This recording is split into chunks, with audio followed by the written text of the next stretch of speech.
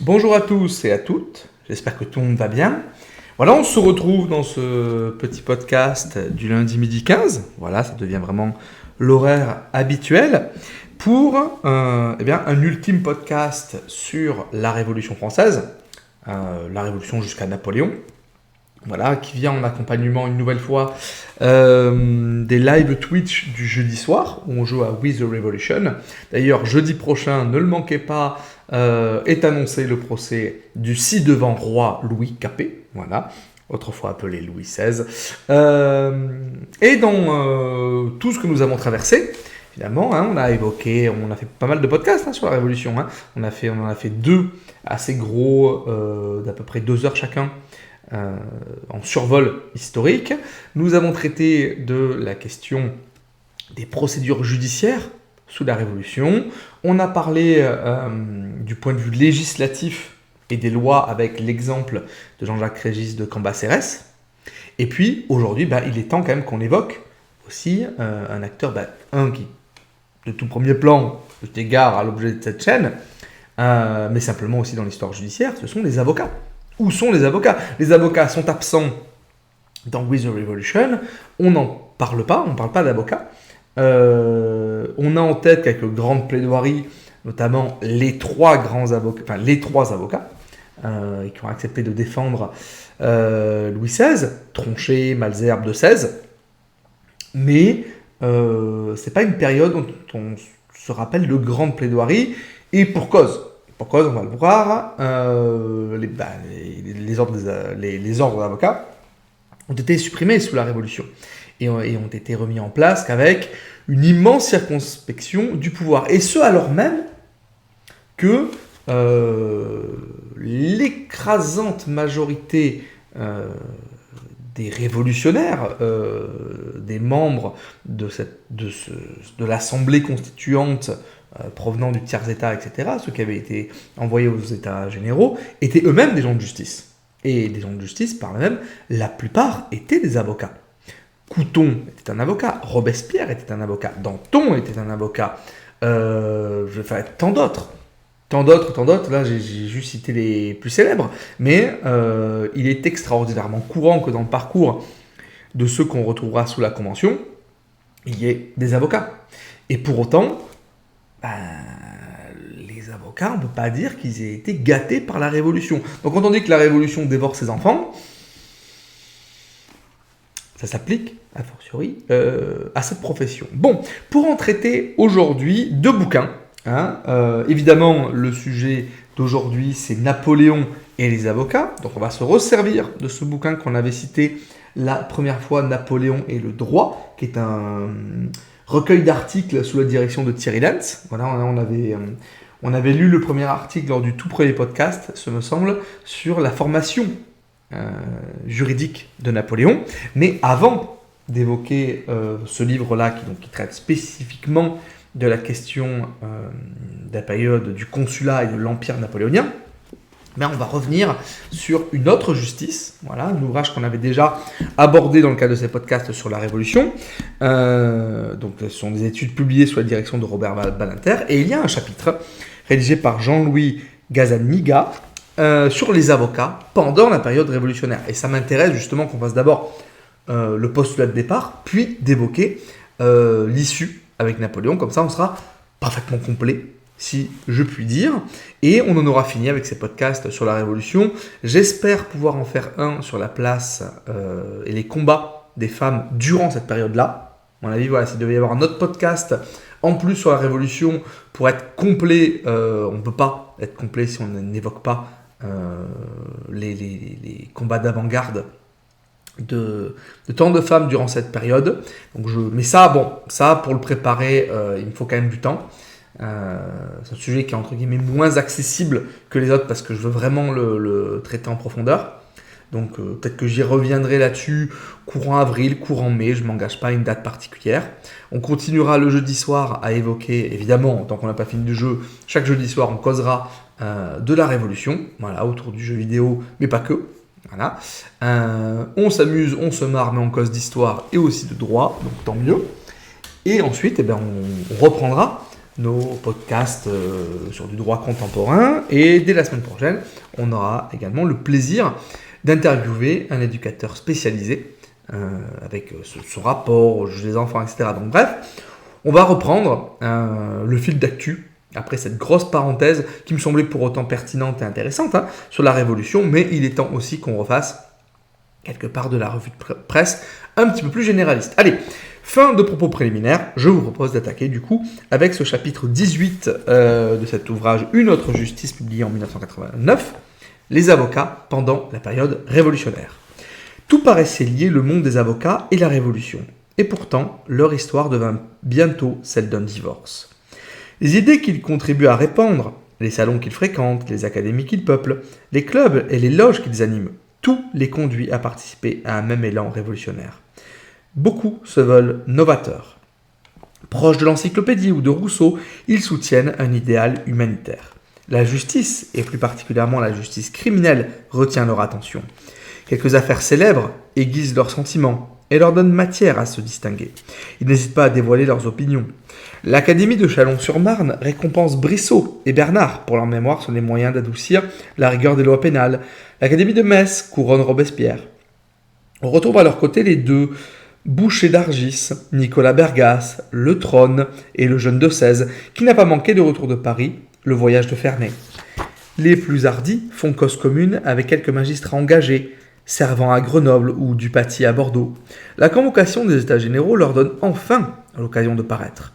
Alors, ces hommes de loi, auxquels viennent se joindre quelques procureurs et quelques notaires, prennent la plume pour exprimer des principes nouveaux.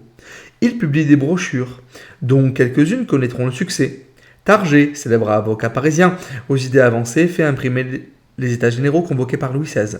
Barnave, avocat au Parlement de Dauphiné, est déjà en vue depuis la publication de l'Esprit des Édits. Ces recueils, certes, n'ont pas la fortune de celui de Sieyès.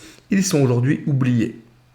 Il n'empêche qu'ils circulent comme circulaient parmi les gens de robe les maximes du droit public français, rédigées en 1772 contre les réformes de Maupeou, par un groupe d'avocats parisiens où l'on comptait Camus et Mollereau.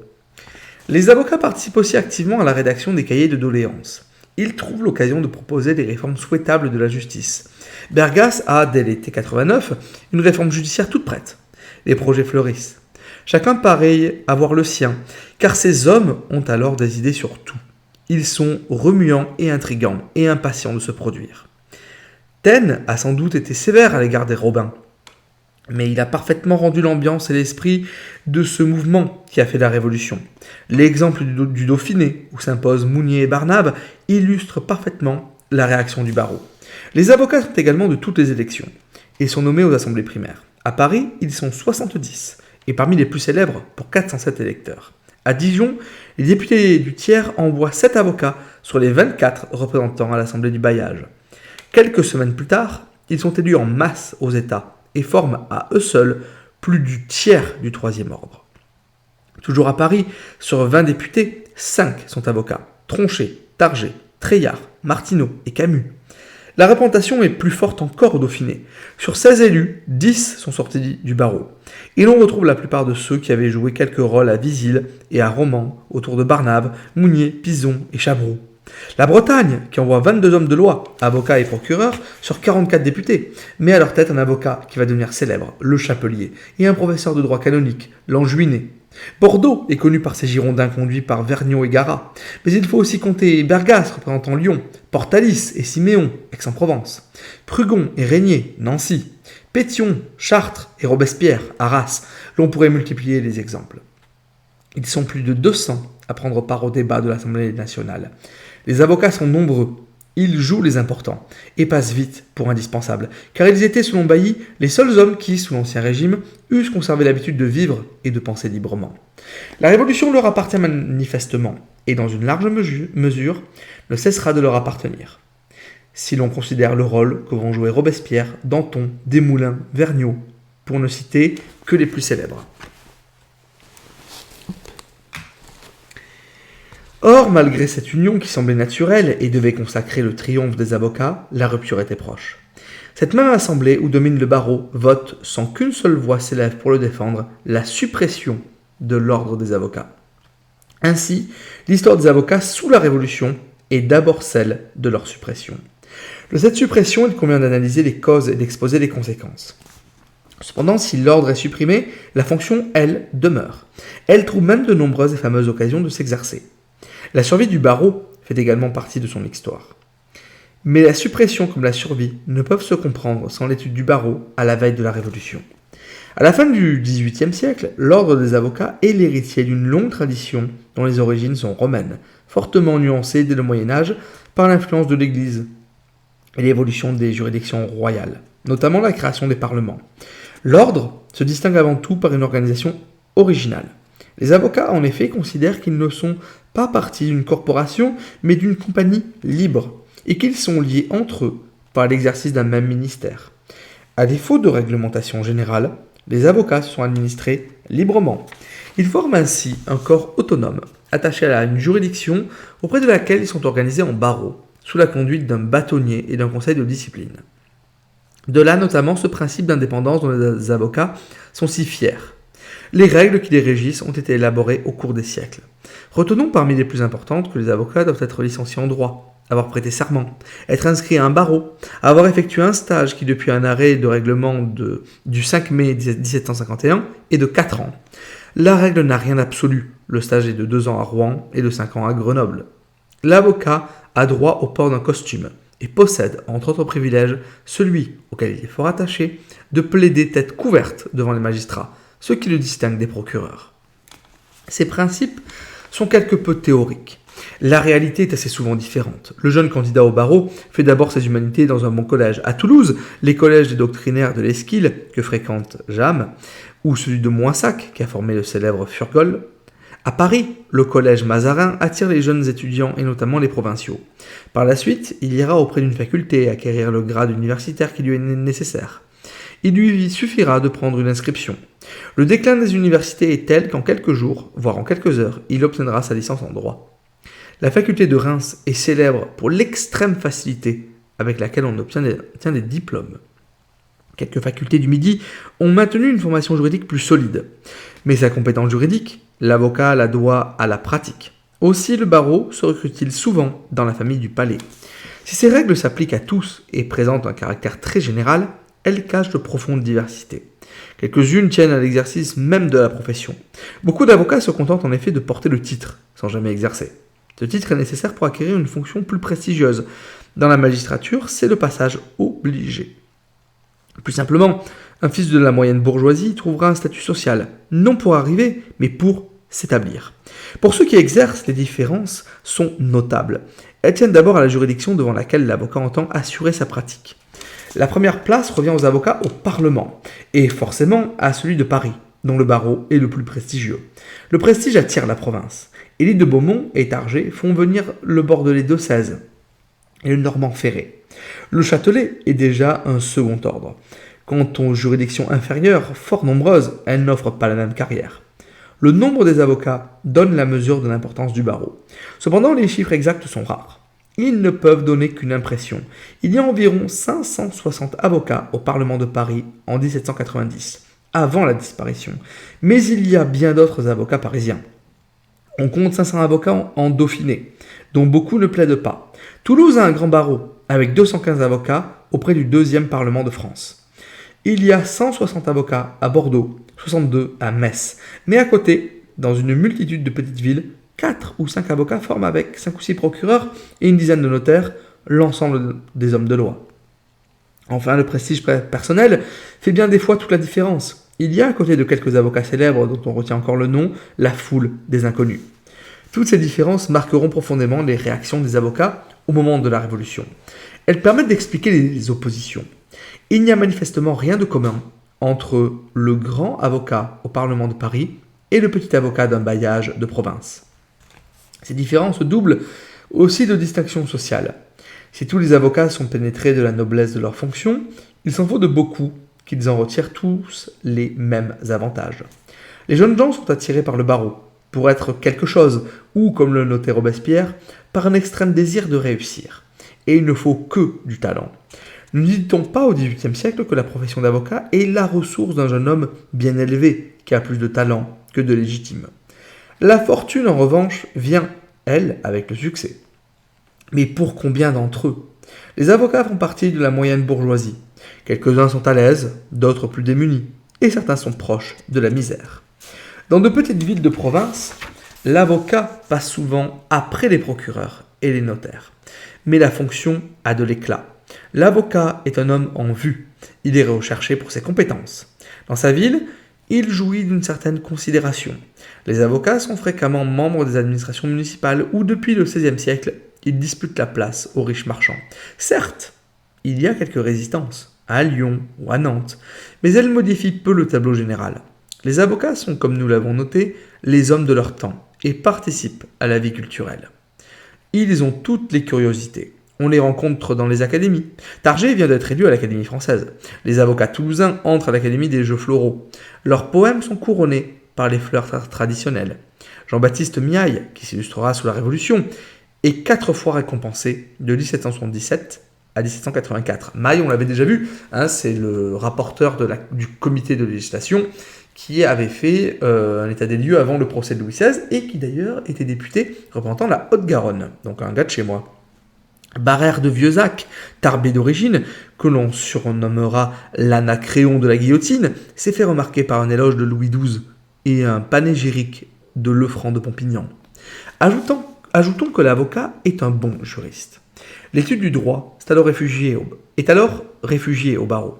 Les avocats ont été choisis pour enseigner le droit français depuis la réforme de Louis XIV. Leurs ouvrages ont quelques célébrités. Furgol est le grand homme de Toulouse, Durand de Meilhan, celui d'Aix-en-Provence. À regarder d'un peu près l'histoire interne des parlements au XVIIIe siècle, on constate que la qualité est du côté des avocats. Nous évoquions les diversités de l'ordre. On les retrouve dans la pratique professionnelle. Les avocats se répartissent en 3 catégories. Il y a d'abord les avocats écoutants, ce sont les stagiaires, les plus jeunes. Ils se contentent de suivre leur maître et d'écouter. Ils sont assis au palais sur les sièges bas. Après plusieurs années, qui souvent vont au-delà du stage réglementaire, l'avocat devient plaidant. Il peut alors assurer à la barre la défense de ses clients. La plaidoirie est l'exercice essentiel de l'avocat.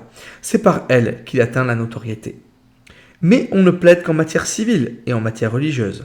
Les affaires de bénéfices ecclésiastiques sont nombreuses.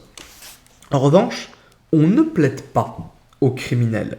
L'avocat peut tout au plus déposer des mémoires. Ça, c'est intéressant.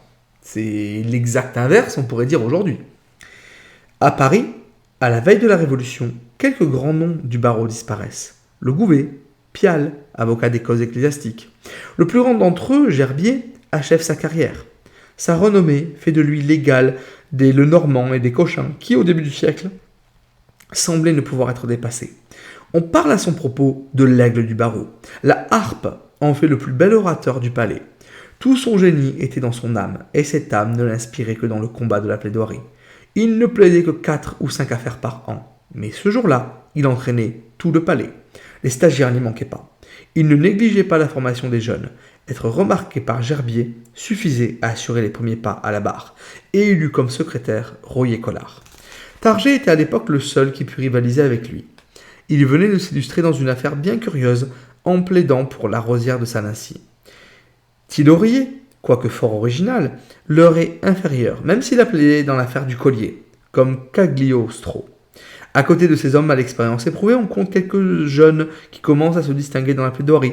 Lavaux, Berrier-Père et Bonnet sont les parfaits représentants de la jeune génération dont feront aussi partie Poirier, Delacroix-Frainville, Delamal et Bellart. À Aix-en-Provence, Portalis s'est taillé un beau succès contre Mirabeau. De 16 devient célèbre à Bordeaux du jour au lendemain en une seule plaidoirie. Barère s'est fait à Toulouse une spécialité de défendre les infortunés et il ne manque pas de talent. À côté des plaidants, il faut réserver une place pour les consultants. Ce sont généralement des avocats plus anciens, expérimentés, arrivés au fait de la carrière. Ceux dont les conseils valent beaucoup plus que les paroles. On y compte souvent d'excellents juristes, mais la consultation est aussi le refuge des timides et de ceux qui ont la voix faible. Loiseau de Mauléon, ami de Jean-Jacques Rousseau, avait abandonné la barre pour la consultation. Son mémoire pour la famille Calas est resté célèbre. Élie de Beaumont, qui avait fait la voix souple mais sans force, préférait l'écrit à la parole. C'était au demeurant un excellent juriste dont la mémoire en faveur de Sirven a fait la gloire. Beaucoup plus jeune, Henrion de Pensée n'aurait plaidé qu'une seule fois. Sudre, avocat à Toulouse, a fait l'un des mémoires pour Calas, remarqué par Voltaire. Autant de distinctions qui marquent profondément l'histoire de l'ordre à la veille de la Révolution. Il faudrait également réserver la part des clivages politiques et religieux. Le parti gallican et janséniste est encore tout puissant à Paris. Il y a ceux qui sont pétris d'idées nouvelles et les conservateurs. Il y a également le parti des anciens et le parti des jeunes. Et parmi ces derniers, ceux qui feront la Révolution et ceux qui maintiendront la tradition du barreau. Dans le plan de réorganisation judiciaire tel qu'il est discuté dès 89, le sort des avocats paraît une question secondaire. Elle n'est pas pour autant sans intérêt. Les projets ne remettent pas en cause le principe de la défense. En revanche, le monopole réservé aux avocats est contesté par plus d'un. On préfère la liberté de la défense. Entendons celle qui permet à quiconque de plaider pour soi ou pour autrui. Cette opinion est répandue parmi d'anciens avocats. Linguet, qui s'était distingué dès 1964 par un mémoire sur la nécessité d'une réforme dans l'administration de la justice, ne ménage pas ses critiques à l'égard des avocats. Il y a dans le sanctuaire de Thémis des hommes consacrés pour lui porter les vœux de ses clients. Ils ont seuls, comme les prêtres des oracles, le droit de parler à la déesse, et comme ces prêtres, ils ont besoin de se faire payer pour ouvrir la bouche. Linguet est d'ailleurs un avocat turbulent, qui ne manque pas d'idées. Ses confrères ont même jugé qu'il en avait trop, et se sont prononcés pour sa radiation. Jean-Pierre Brissot, qui sur bien des points se veut son successeur, il partagera d'ailleurs son sort, est lui aussi assez dur pour les avocats au Parlement. Bergasse est dans la même ligne. Un pamphlet daté de 89, qui vient d'étudier le bâtonnier d'Amiens, donne l'état d'esprit de ces quelques jeunes qui n'ont pu se faire inscrire au Parlement et en veulent aux anciens, lesquels, imbus de leurs privilèges, décident d'une autorité souveraine, ceux qui peuvent être avocats. Ajoutons que parmi les plus avancés, il faut compter avec ceux qui manifestent une nette défiance à l'égard de tout le pouvoir judiciaire. Charles Chabroux, avocat au bailliage de Vienne, qui représente le Dauphiné aux États généraux, considère que le juge doit se borner à appliquer la loi, une loi simple et claire. Dans ces conditions, le ministère d'avocat est superflu, car rien ne justifie sa présence à l'audience que l'obscurité de la loi. Ces positions ne sont pas unanimes, mais elles manifestent cependant un courant de pensée qui finira par l'emporter, d'autant que le sort des avocats est lié à celui des parlements. Or, leurs relations sont complexes et ont profondément évolué. À la veille de la Révolution, elles évoluent même très vite. Chacun a gardé le souvenir que les avocats ont fait cause commune pendant les premiers mois de l'installation du Parlement Maupeou.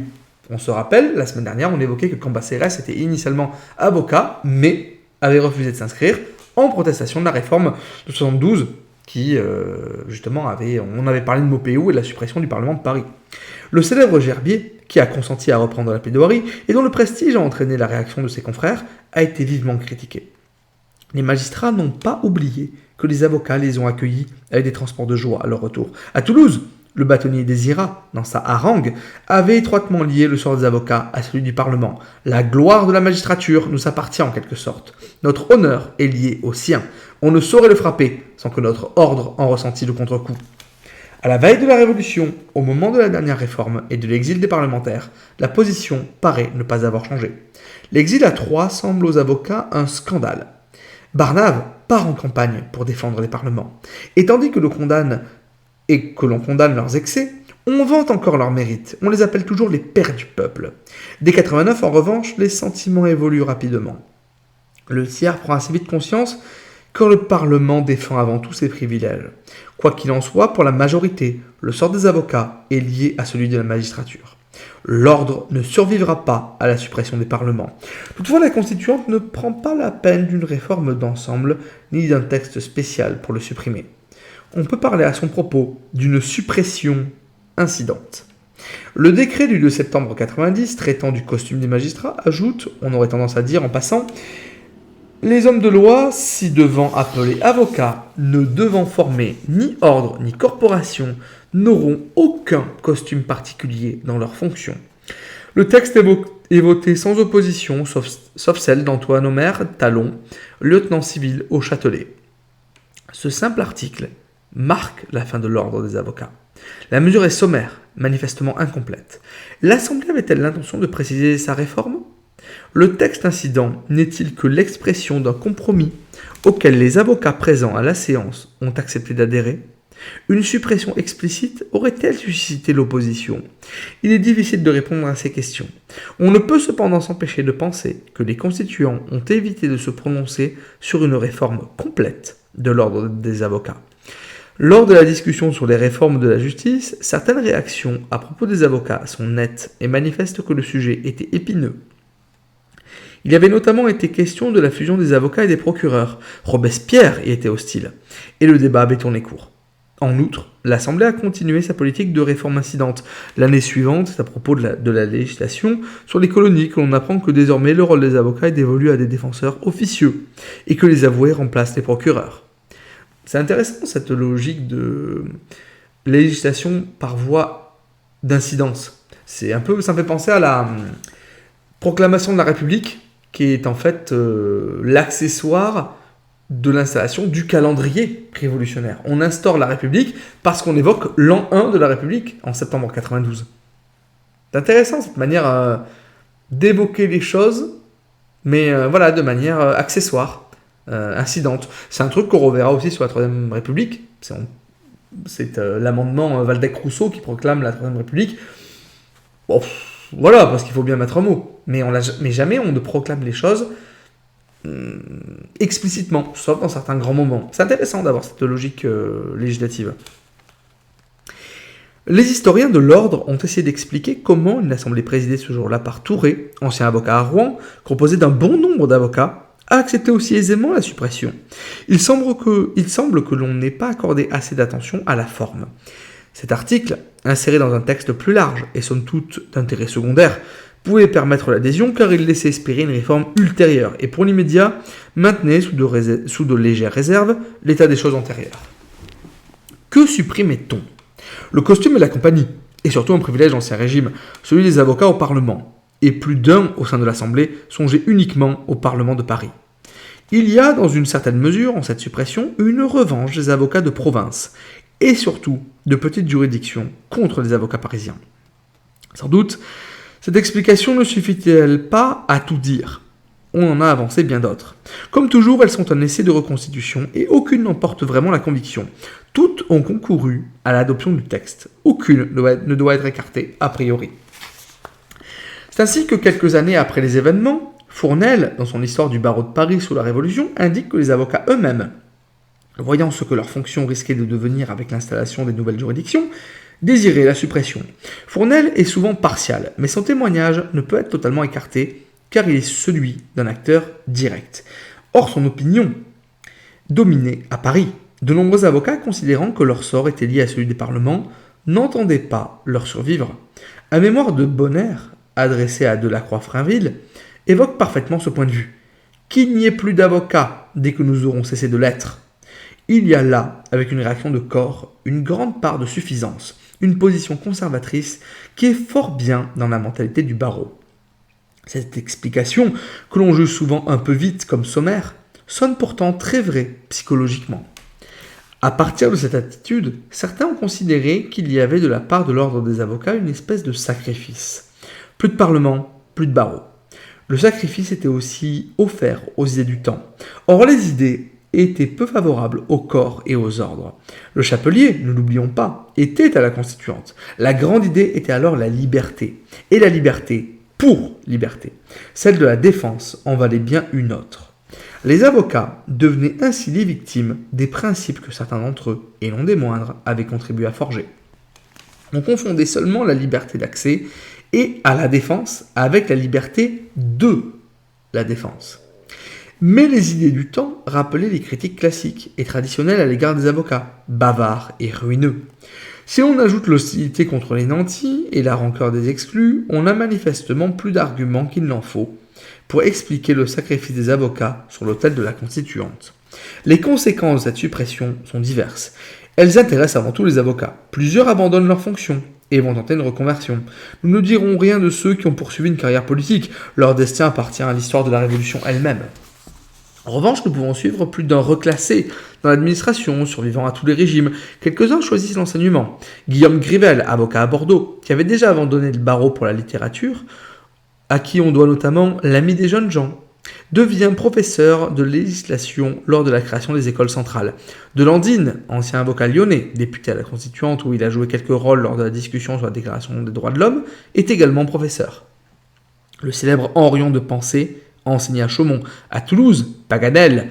Tour à tour comédien et avocat, enseigne l'art oratoire et ouvre une école pour former les jeunes avocats. Juste au retour des choses, quelques professeurs de droit deviennent défenseurs et proposent leurs consultations. Dans l'anarchie universitaire, ils trouvent l'occasion de survivre.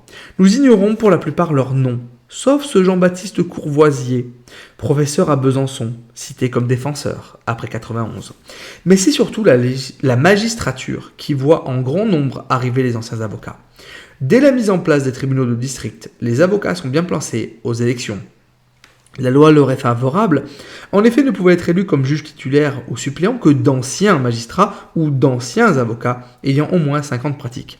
À Paris, les résultats naguère étudiés par Seligman sont très nets. 18 avocats sont élus comme juges.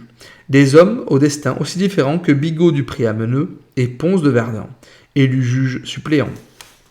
On choisit souvent le président dans le corps des anciens avocats élus à l'Assemblée. Il y a là un désir de survivre. Touré est président du 3e tribunal de Paris, Treillard du 4e, Target du 5e, Merlin du 6e. Il est difficile de savoir si le mouvement se retrouve en province. Les études sont encore fragmentaires. Elles permettent à ce jour d'indiquer quelques orientations qui nuancent quelque peu le mouvement parisien. À Agen, par exemple, les juges sont d'anciens magistrats du présidial, mais le président Bory est avocat. Il sera en 92 président du tribunal criminel. À Lille, la répartition est plus curieuse. Les 5 titulaires sont pris dans la magistrature et les 4 suppléants au barreau. À Montpellier, ce sont d'anciens juges à la cour des aides qui sont élus. À Toulouse, les avocats sont nombreux au tribunal de district. Arbaner, ancien bâtonnier, est président du tribunal criminel, où il compte parmi les assesseurs 2 de ses confrères, Gary et Bragouze. À Versailles, enfin, les électeurs ont porté leur choix sur Robespierre. Quelques mois plus tard, plusieurs avocats sont élus au tribunal de cassation. 31 sur 40. Retenons quelques noms. Bouche, Malville, Jansonnet, de Bordeaux, Le Chapelier, Barrère, Chabroux, Navier. Certains ne font que passer. Ainsi Chabroux qui revient au barreau en 97. D'autres au contraire y font une belle carrière. Quelques-uns, moins marqués politiquement, survivront à tous les régimes. Ponce de Verdun, avocat, député du tiers qui s'enflamme pour la Révolution, sera accusateur public, membre de la Convention et pendant 15 ans avocat général au tribunal de cassation. Le record de longévité appartient à Pierre Boyer. D'abord avocat au Parlement de Toulouse, il s'installe à Paris à la fin de l'Ancien Régime, où il fréquente Élie de Beaumont, donne quelques consultations pendant les premiers mois de la Révolution française, élu au tribunal de cassation, où il fait une belle carrière, qu'il achève président de chambre. Il est fait pair de France sous la monarchie de Juillet, avant de mourir presque centenaire sous le Second Empire. Joseph Moore, célèbre avocat aixois, est juge suppléant au tribunal de la Seine en 95, puis au tribunal de cassation en 97. Il sera quelques mois procureur général en 1815. D'autres ont des carrières plus mouvementées. Charles-Louis Trinquelague, avocat à Toulouse, est élu président du tribunal de district de Nîmes en 90. Il est sous le directoire avocat général à Nîmes, puis sous l'Empire, tour à tour procureur général à Pau, conseiller d'État, conseiller à la Cour de cassation, avant d'être nommé sous la Restauration premier président à Montpellier. Moins prestigieux, quelques-uns restent en province. Buan, Chardon, Janniot, Voisin, tous anciens avocats à la veille de la Révolution. Mais tous ces hommes sont le passé. Pour l'histoire du barreau, l'avenir appartient à la cohorte de ceux qui, pendant la tempête révolutionnaire, continuent à exercer leurs fonctions et maintiennent les traditions de leur ordre. Tout au long de l'été 89 et de l'été 90, en attendant la mise en place de la réforme judiciaire, les anciennes juridictions sont maintenues. Elles siègent en audience de vacation, mais elles continuent à voir affluer les affaires. Les avocats qui ne sont pas entraînés dans les débats de l'Assemblée assurent la défense. Les sessions du Châtelet, notamment en 89-90, voient revenir certains d'entre eux, dont de 16, Blact, Tillorier et Bruges, un ancien procureur. Le 16 assure la défense du baron de Bézinval, officier des Suisses, accusé de crimes de lèse-nation. Sa plaidoirie fait sensation. Mieux encore, elle est efficace car son client est acquitté. Tillorier défend quant à lui Favras, accusé du même crime. Ainsi, les avocats plaident, et dès les premières semaines de la Révolution, font l'apprentissage de la plaidoirie pénale. Le législateur les y avait autorisés puisque le décret du 9 octobre 89, dans son article 10, précisait « Tout citoyen décrété de prise de corps pour quelque crime que ce soit, aura le droit de se choisir un ou plusieurs conseils avec lesquels il pourra conférer librement en tout état de cause, et l'entrée de la prison sera toujours permise aux 10 conseils. C'est une nouveauté qui marquera profondément l'évolution de l'ordre. Avec le barreau criminel apparaît aussi la chronique judiciaire, appelée un bel avenir. Nous manquons de renseignements pour apprécier le rôle joué par les avocats devant les tribunaux révolutionnaires. Les études consacrées aux nouvelles juridictions rapportent quelques détails, mais on ne peut en dégager une étude d'ensemble. On note des attitudes personnelles. En revanche, le barreau parisien est mieux connu. Rien cependant ne permet d'affirmer que les conclusions auxquelles nous pouvons parvenir pour Paris seraient valables pour la province. Dès l'installation des tribunaux de district, les hommes de loi reprennent leurs habitudes. On se croirait au beau jour du Parlement, note le Moniteur. Les avocats officiellement supprimés ne tardent pas à réapparaître. Berryer se rend au palais pour défendre le trésor. On s'étonne de le voir. Son arrivée, dit-il, fait l'effet de l'apparition d'un spectre. Sans doute exagère-t-il. Il n'est même pas sûr qu'il soit le premier à plaider. Duveyrier l'a peut-être devancé.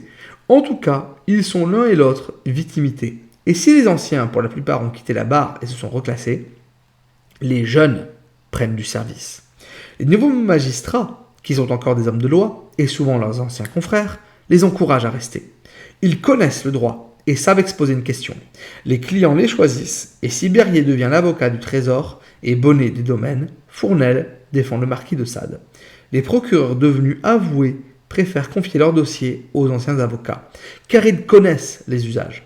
Entendons qu'ils communiquent les pièces. Les magistrats, d'ailleurs, pour les distinguer des défenseurs officieux, les nomment entre eux avocats à communication. Les avocats, en effet, sont remplacés depuis 1991 par des défenseurs officieux. Chacun pouvait venir à la barre assurer la défense de toute personne, au civil comme au pénal. Aucune condition n'était exigée, aucune compétence n'était requise. Au nom de la liberté, on se refusait le droit d'interdire l'accès au prétoire. Nous ne savons pas très exactement combien d'individus se sont présentés devant les tribunaux. Assurément, comme il est naturel, les défenseurs ont dû venir assez nombreux au début, puis se sont vite lassés. Les avoués ont alors occupé la barre, et certains avec quelques succès. La plupart ont cependant éprouvé les difficultés de la plaidoirie. Combien de ci-devant procureurs, note la Gazette des Nouveaux Tribunaux, n'avons-nous pas vu qui, voulant tirer des circonstances le meilleur parti possible pour leur intérêt, ont pris la résolution de plaider eux-mêmes. On les voit, lecteurs insipides et monotones de leurs ouvrages, écoliers dans l'art de parler, ôter à l'orateur la vie et le mouvement en lui ôtant la mémoire et la prononciation. Mais comme le fait fort justement remarquer Séligman, ces avoués maladroits offraient au moins quelques garanties de compétence, et en tout cas d'honorabilité. On ne peut pas en dire autant de tous ceux qui, à la faveur de la nouvelle législation, ont envahi le prétoire. Les mémoires du temps sont critiques. Christophe Lavaux, dans ses campagnes d'un avocat, donne le ton. Guillaume de Sainte-Hélène parle à leur propos de peste des campagnes et désolation du pauvre monde. Il donne en outre quelques exemples pittoresques. Ceux d'un cabaretier, d'un porteur d'eau, d'un ancien repris de justice. Les arguments que ces défenseurs invoquent sont aussi surprenants que leur qualité personnelle. Ainsi, pour défendre une prostituée, il suffit de rappeler que tout fanatisme ayant été aboli, il n'y a plus de crime ni délit. Les historiens se sont montrés généralement sévères. Or, à côté de quelques crapules, on devait bien compter quelques hommes tous pénétrés de leur nouvelle fonction. Et ce que l'on pouvait leur reprocher tenait sûrement plus à leur incompétence et à leur maladresse qu'à leur malhonnêteté. Plusieurs ont trouvé là l'occasion d'affirmer leur attachement aux idées nouvelles. On en retrouve un certain nombre après 92 devant les juridictions répressives, comme juges et jurés, où ils portent le titre de défenseur ou d'homme de loi. Une chose en tout cas est certaine, ces défenseurs n'ont pas simplifié l'exercice de la justice et ont par là même favorisé le retour des anciens avocats. Anciens avocats qui vont trouver un nouveau champ d'action, comme nous l'avons annoncé, les tribunaux criminels. Bellart, qui débutait à la veille de la Révolution, est l'un des plus remarquables. Ce fils de Charon, né en 61, élevé au collège Mazarin, où il devient l'ami de Talma, est inscrit en 85. Sa carrière commence en 92 dans les affaires pénales et politiques. Il défendra entre autres Madame de Rohan et Lacoste, ancien ministre de la Marine de Louis XVI. Chauveau-Lagarde, avocat nommé d'office pour défendre Charlotte Corday, qui sera ému de sa plaidoirie, partage avec Tronçon du Coudray la défense des conjurés bretons et celle de Marie-Antoinette. De XVI, déjà signalé dans l'affaire Bézinval, reste avant tout le défenseur de Louis XVI, honneur qu'il partage avec Malesherbes et Tronchet. À partir de 92 et de la création du jury criminel, les avocats modifient leur plaidoirie pour les adapter désormais aux jurés. Si le pénal a changé leurs habitudes, la multiplication des tribunaux de district a appris aux avocats les charmes des déplacements. Berryer rapporte fréquemment dans ses souvenirs les plaidoiries à l'extérieur. Ainsi, le 10 août 92, il part plaider à Bois. Eh ben, t'as bien fait de partir, de quitter la capitale à ce moment-là, copain. Avec l'installation du tribunal révolutionnaire, le rôle de l'avocat est à nouveau modifié. Il est en réalité fortement réduit. On exige des plaidoiries brèves. Lorsque l'on accorde encore à l'accusé le bénéfice de la défense, les procès sont expéditifs. Les avocats n'ont souvent que quelques heures pour se préparer. Beaucoup renoncent, car la tâche est difficile et le péril plus grand encore. Défenseurs à l'audience, ils risquent toujours d'être arrêtés à la fin des débats. On leur impose en outre depuis 1993 de posséder la carte de civisme qui permet aux municipalités de contrôler leur patriotisme, mais sert surtout à les écarter de la barre. Plusieurs de ceux qui avaient courageusement repris le chemin des tribunaux se retirent et se taisent pour quelques années. Berryer se réfugie dans les bureaux du Trésor, dont il était le conseil. Bonnet au domaine, Bellart disparaît sous la terreur et ne reviendra qu'après Vendémiaire pour défendre le général Menou. Quelques-uns cependant tiennent encore la barre. Lavaux, que Fouquier-Tinville redoutait et dont il appréciait le talent, défend Boncerf et Gaillard de la Ferrière est commis d'office dans le procès de Fouquier-Tinville qui a trouvé un défenseur. Et l'on retrouve encore Voidel pour défendre Custine, Tronçon du Coudray, le duc d'Orléans, et Chavaux-Lagarde, Madame Élisabeth. Ces hommes, dont quelques-uns ont fait preuve d'un beau courage, ont continué leur fonction. Ils ont aussi eu à cœur de maintenir leur tradition. Hors du prétoire, ils ont tenté de reconstituer un semblant d'ordre en renouant avec les usages anciens et en appliquant entre eux les règles traditionnelles du barreau. Ils se retrouvaient régulièrement au domicile de Ferré, autour de leur doyen Jean-François L'Espara.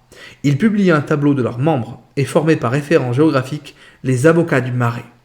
Berryer, De XVI, Black, Bellart, que nous avons déjà nommés, faisaient partie du premier groupe. Ils plaidaient toutes les causes et assuraient la défense de leurs propres intérêts. Berryer, qui avait quelques compétences, avait plaidé contre l'imposition à la patente. Bientôt, d'autres avocats viennent les rejoindre. Guéral, Billecoq, Fournel, historien de l'ordre, Delacroix-Frainville, Bonnet, Chauveau-Lagarde et bien d'autres dont le nom n'est pas resté. Ils sont manifestement unis et ce groupe de jeunes hommes a bien l'idéal commun de la défense. Berryer rapporte une anecdote qui le marque très nettement. Dès qu'ils apprennent la défection de Targé pour la défense de Louis XVI, lequel invoque ses sentiments républicains, ils font le serment, s'ils sont choisis, de participer tous à la défense du roi. La réunion aurait eu lieu chez Tronçon du Coudray, avec Delacroix-Frainville, Bonnet, Bellart et Chauveau-Lagarde. Lavaux se serait lui aussi proposé pour défendre le roi. Malesherbes, comme on le sait, leur a préféré De XVI. L'épisode donne à Berryer l'occasion de rappeler que parmi les avocats qui avaient continué d'exercer, beaucoup étaient des conservateurs. Ces avocats, en outre, assurent la formation des jeunes et dans la bibliothèque de Ferré reconstituent le stage. Ils inscriront notamment Dupin, ce qui n'était pas un mauvais choix. Ces avocats peu connus ont en réalité, malgré la suppression officielle de l'ordre et malgré les périls, maintenu la tradition du barreau. Lorsque les dangers s'apaiseront, c'est autour de ce noyau que va peu à peu reprendre la vie de l'ordre en attendant qu'il soit sous l'Empire et non sans hésitation définitivement rétabli. Wouh! Eh ben, je suis bien content qu'on ait lu ce chapitre-là parce qu'on se rend compte... Voilà, c'est oui, la Révolution supprime l'ordre des avocats, mais bon, déjà, l'ordre des avocats avant la Révolution ne manquait pas de travers, ça c'était quand même intéressant de revenir dessus, et de dire qu'au final, c'est aussi la Révolution qui leur a donné leur lettre de noblesse en permettant, si je puis dire, à défaut qu'il y ait l'ordre des avocats, eh ben, c'est quand même aussi l'émergence de la plaidoirie moderne devant un jury, en matière pénale, la question de la commission d'office, des pratiques, les communications de pièces, etc. Quand même, donc la Révolution n'est pas un temps mort pour les avocats, pour les hommes de loi. C'est juste la fin de l'ordre des avocats, mais pas de la justice, pas de la défense.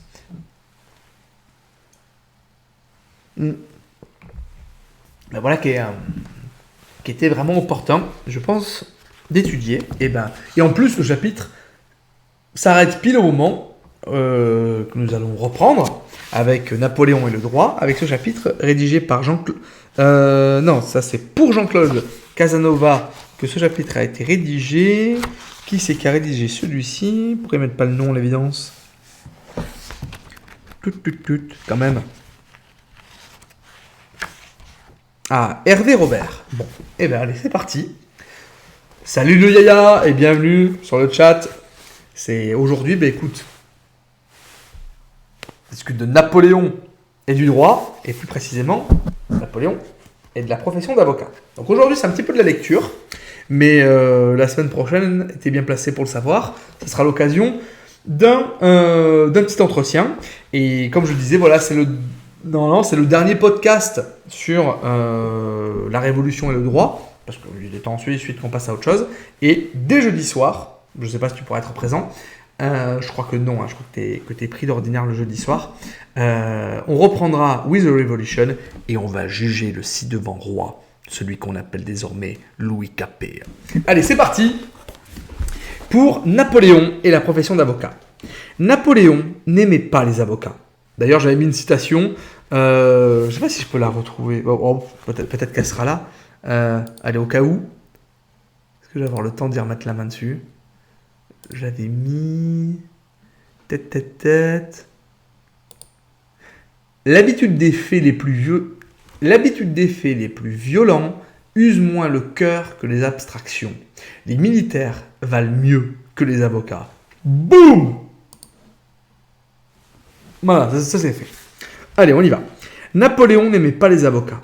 À ses yeux, ils n'étaient que des bavards, des démagogues, des praticiens, toujours prêts à tout compliquer à loisir.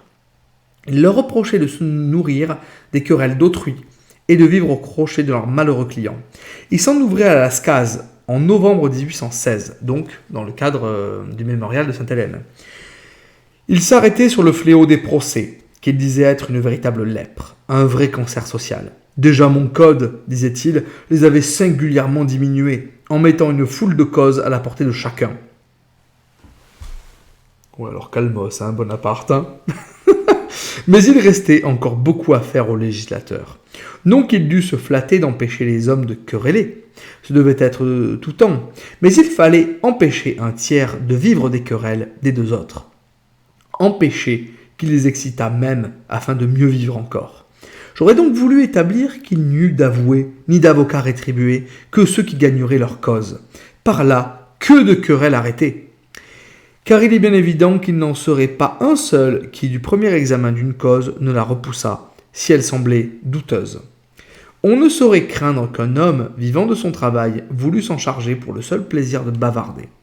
Et même dans ce cas encore, le travers ne serait nuisible qu'à lui seul. Mais avec les praticiens, observait l'empereur, les choses les plus simples se compliquent tout aussitôt. On me présenta une foule d'objections, une multitude d'inconvénients, et moi qui n'avais pas de temps à perdre, j'ajournai ma pensée. Dans la grande réforme de l'institution judiciaire lancée dès 1800, avec les deux lois du 27 Ventose en 8, qui restaurent la magistrature en mettant un terme à l'élection des juges et rétablissent la profession d'avoué, supprimée le 3 Brumaire en 2, il y avait lieu d'escompter un retour à une avocature structurée et réglementée. Quand l'organisation du notariat était fixée par la loi du 25 Ventose en 11, il fallut attendre décembre 1810 pour que l'empereur restituât aux avocats leur organisation ordinale sur le modèle des statuts de l'Ancien Régime, mais selon un schéma bien plus coercitif. La gestation du règlement d'administration publique du 14 décembre 1810 souffrit d'incohérences et de tiraillements. Il fallut plusieurs projets présentés ou non à sa signature après examen par le Conseil d'État pour qu'il donnât enfin aux avocats un statut et une discipline. À l'instauration du consulat, la profession d'avocat s'est métamorphosée depuis une décennie. L'Assemblée constituante, où siégeaient tant de membres des barreaux des cours souveraines, avait sacrifié, au nom du droit naturel, l'organisation ordinale, en supprimant les parlements auxquels elle était intimement liée.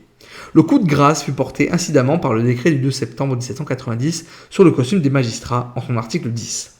Les hommes de loi, si devant appeler avocats, ne devant former ni ordre ni corporation, n'auront aucun costume particulier dans leur fonction. C'est marrant, hein, on revoit les mêmes termes que dans l'autre bouquin, alors qu'ils ont...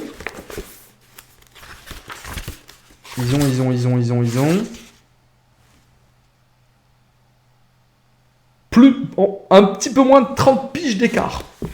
C'est marrant ce côté... le côté on légifère par incident. Ça reprend d'un historien à l'autre.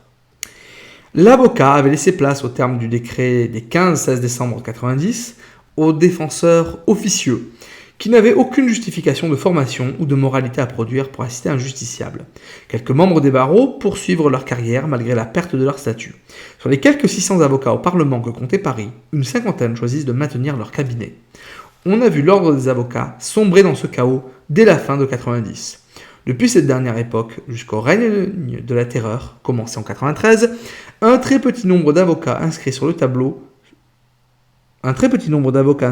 se commettent devant les innovations en aventureux gardiens du sépulcre.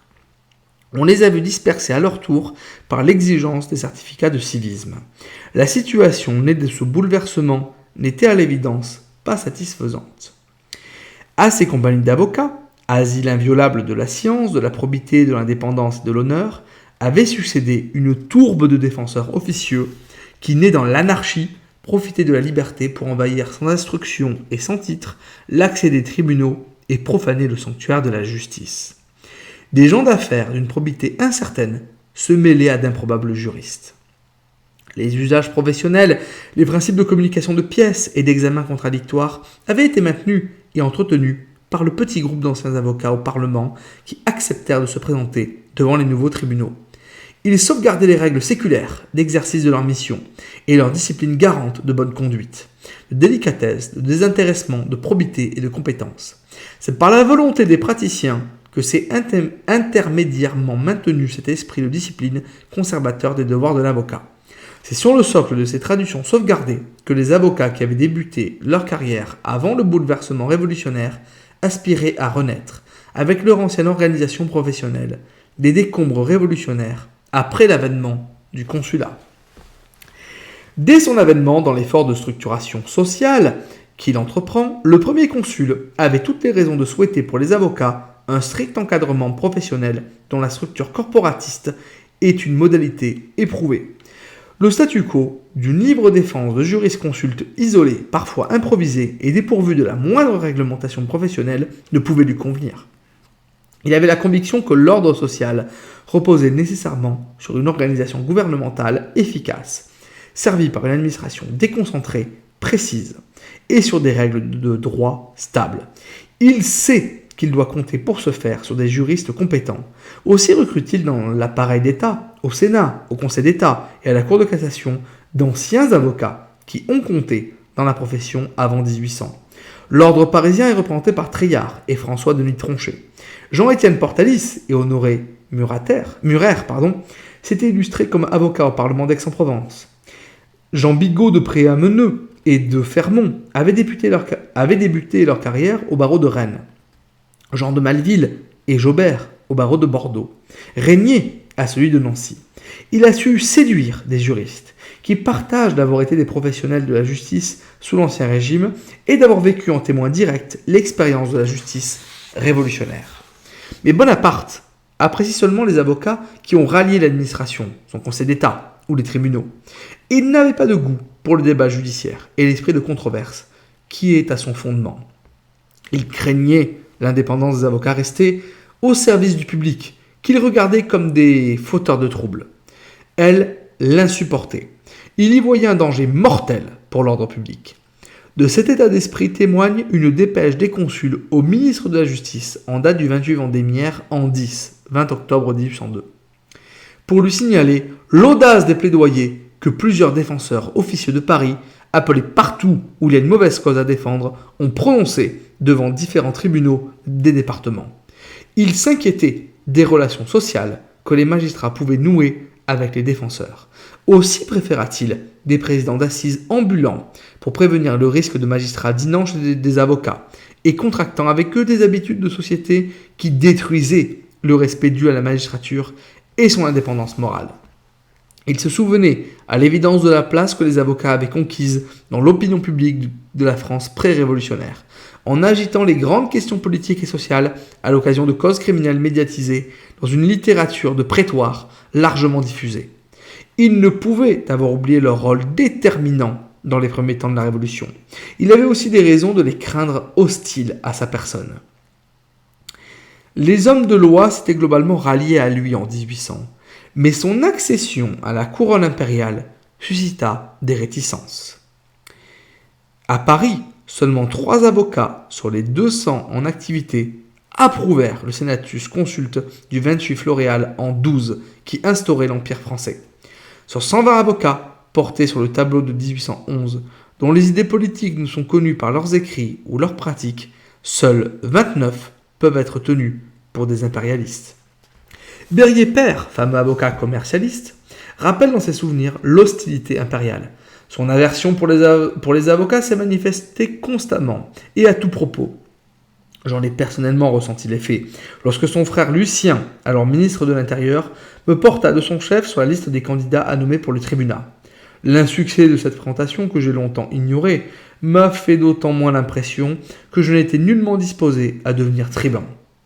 Alors, le tribunat, on l'avait évoqué, c'était l'une des 3 assemblées législatives sous le consulat et sous l'Empire, tribunat, où va notamment siéger Benjamin Constant, qui jouera un rôle majeur en 1815 durant les 100 jours. C'est lui l'auteur des actes additionnels aux constitutions de l'Empire, donc qui va un petit peu libéraliser l'Empire durant les 100 jours, mais le tribunat sera supprimé, je crois, en 1807, assez tôt dans l'histoire impériale, et même le corps législatif avait été menacé et n'avait pu être sauvé que par Cambacérès, on l'avait évoqué la dernière fois. Bonaparte puis Napoléon veillent soigneusement à éloigner ceux qui n'ont pas quitté la mission de défense. Ils pourraient manifester de l'indépendance. À l'exemple de Berryer, Bellart, présenté à l'unanimité comme premier candidat au corps législatif par le collège électoral du département de la Seine, est écarté par le Sénat, le 1er Germinal en 11. Il conserva son fauteuil de conseiller général, auquel Cambacérès l'avait appelé en mars 1800, jusqu'en 1814, parce que les tirages au sort successifs lui furent favorables. Il n'est pas anodin que parmi les avocats parisiens en exercice, seul Ferré, et encore en qualité de membre du Conseil des écoles de droit, figure parmi les membres de la Légion d'honneur. L'antipathie, sinon l'hostilité du chef de l'État, se nourrissait des succès emportés dans de grands procès criminels par certains avocats plaidants, qu'on appellera un jour des ténors. L'acquittement de Mademoiselle de Cissé, brillamment défendu par Nicolas-François Bellart, au procédé de la machine infernale ouvert devant le tribunal criminel de la Seine, le 11 Germinal en 9, irrite le premier consul qui avait conservé un souvenir exécrable de ce juriste qu'il avait éclipsé par son verbe dans le salon de Pierre Bénézec, alors président de la commission des arts, poudre et exploitation des mines de la République. C'est le même Bellart qui, avec ses confrères Louis-Ferdinand Bonnet et Pierre Pérignon, assiste le général Moreau lors du procès ouvert devant le tribunal criminel spécial de la Seine pour réprimer les protagonistes de la conspiration de Cadoudal. Leur mémoire imprimée, largement diffusée, précède la plaidoirie du seul Bonnet, présentée le 16 prairial et suivie le 10 juin 1804 d'une condamnation très modérée à 2 ans d'emprisonnement quand l'accusation demandait rien de moins que la mort. Sur l'instruction de Napoléon, qui renonça sous les arguments de Regnault, de Saint-Jean, d'Angély ou de Cambacérès, au projet d'exiler les défenseurs de Moreau qui auraient été débattus en Conseil des ministres, Régnier convoque au ministère de la Justice pour leur faire connaître le courroux du maître. Bonnet en témoigne. 1 ou 2 jours après ma plaidoirie, on agita dans le conseil privé de l'empereur la question. Si cette plaidoirie et quelques autres circonstances ne devaient pas motiver contre les avocats une mesure de rigueur. Bonaparte voulait faire arrêter ces audacieux qui employaient, disait-il, pour sauver un grand coupable des moyens à troubler l'ordre public. Cependant, quelques membres du conseil, et notamment l'archichancelier M. Cambacérès et M. Dubois, alors préfet de police, firent des représentations fondées sur ce qu'il fallait accorder à la défense une certaine liberté, dont nous n'avions guère excédé les libertés tolérées.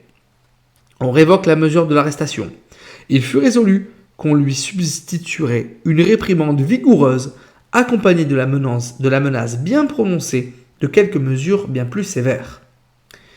Nous fûmes en conséquence mandés, mon confrère et ami Bellart et moi, chez le grand juge, j'ai encore l'invitation, et là l'excellent monsieur Régnier, bien plus embarrassé que ce qu'il faisait comparaître, nous fit d'un ton très grave mais très poli, au nom de sa majesté l'empereur, une verte semonce pour le passé, et une injonction d'être, pour notre sûreté, très circonspect quant à l'avenir.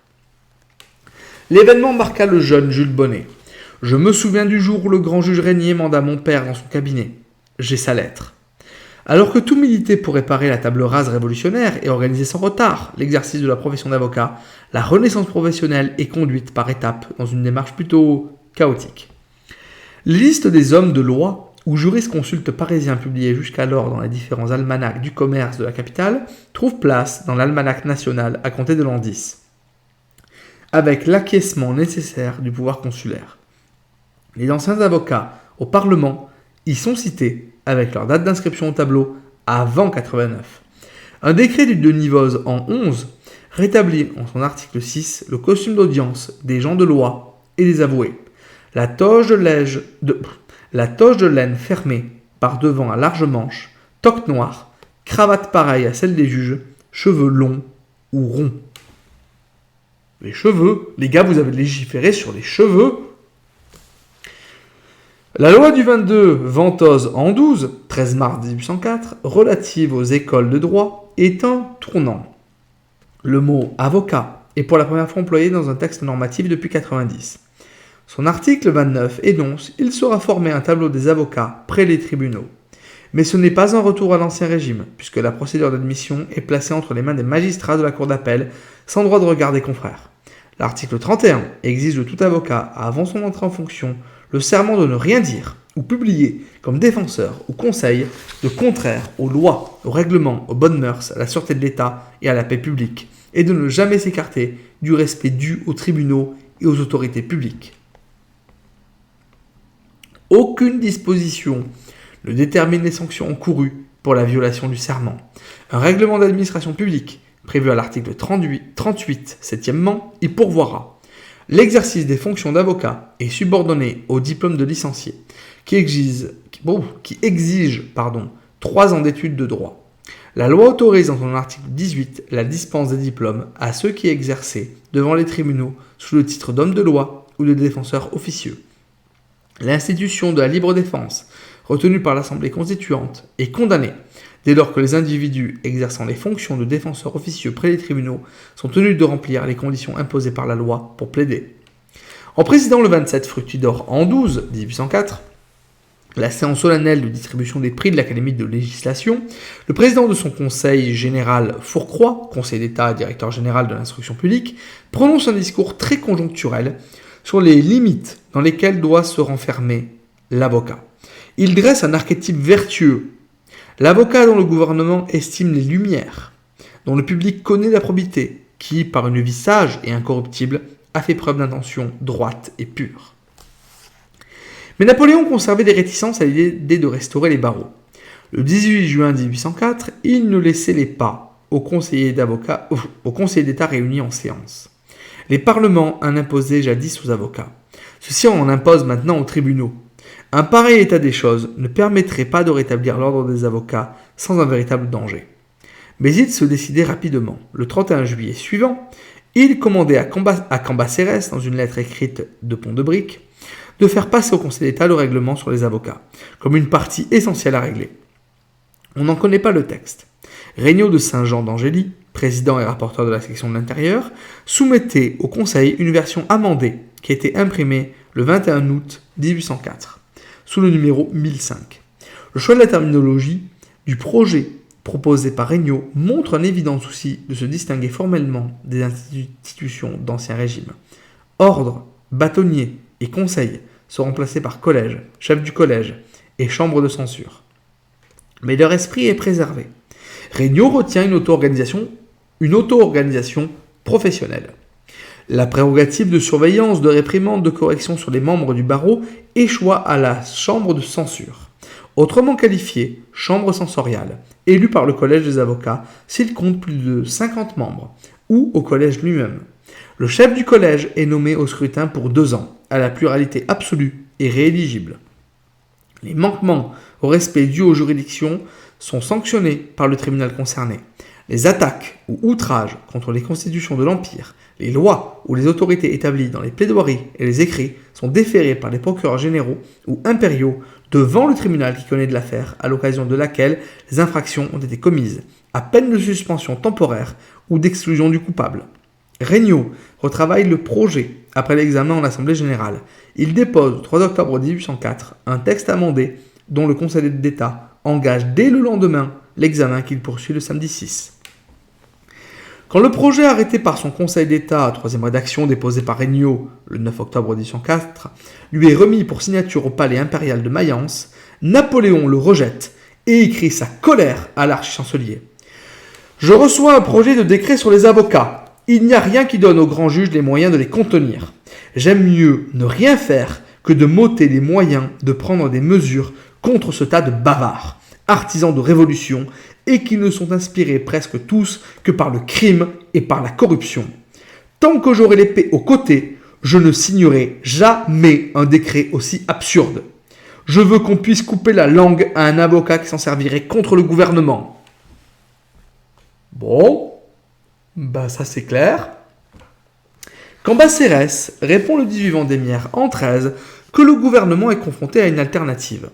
Discuter à nouveau de la nature même du problème au Conseil, ajouter au projet existant 2 articles prévoyant la censure par le grand juge ou le Conseil d'État, retirer le projet et décider au coup par coup. Il précise que seule la première solution lui paraît raisonnable. L'exaspération créée par le procès Cadoudal-Moreau n'était pas encore apaisée. Napoléon s'était plaint peu de temps après le verdict lors de la discussion au Conseil d'État sur le jury criminel des avocats parisiens. L'un d'eux n'a pas craint dans le procès Moreau de faire publiquement l'éloge du comte d'Artois. Un autre, appelé à Lyon pour défendre un homme qui avait tué le gendarme chargé de l'arrêter, a professé le droit de résistance à l'autorité. On les trouve toujours prêts à empiéter sur le terrain de la politique. Ils attaquent en toute occasion la loi du divorce et celle des biens nationaux. C'est ainsi qu'on sape toutes les bases du gouvernement. Je leur défendrai d'aller plaider dans les départements sans la permission du grand juge. Et cette permission ne sera donnée qu'à ceux qui n'en pourront pas abuser. Si ce moyen ne suffit pas pour contenir les avocats, j'en saurai trouver de plus efficaces. Cambacérès met en œuvre la stratégie d'enlisement qui lui est chère. Il remise le projet pour des temps plus propices. Quand même Cambacérès, un peu copain des avocats. Les avocats ont retrouvé leur dénomination séculaire avec la loi du 22 plus Ventose en 12. Ils ne constituent encore aucune communauté professionnelle soumise à des règles propres.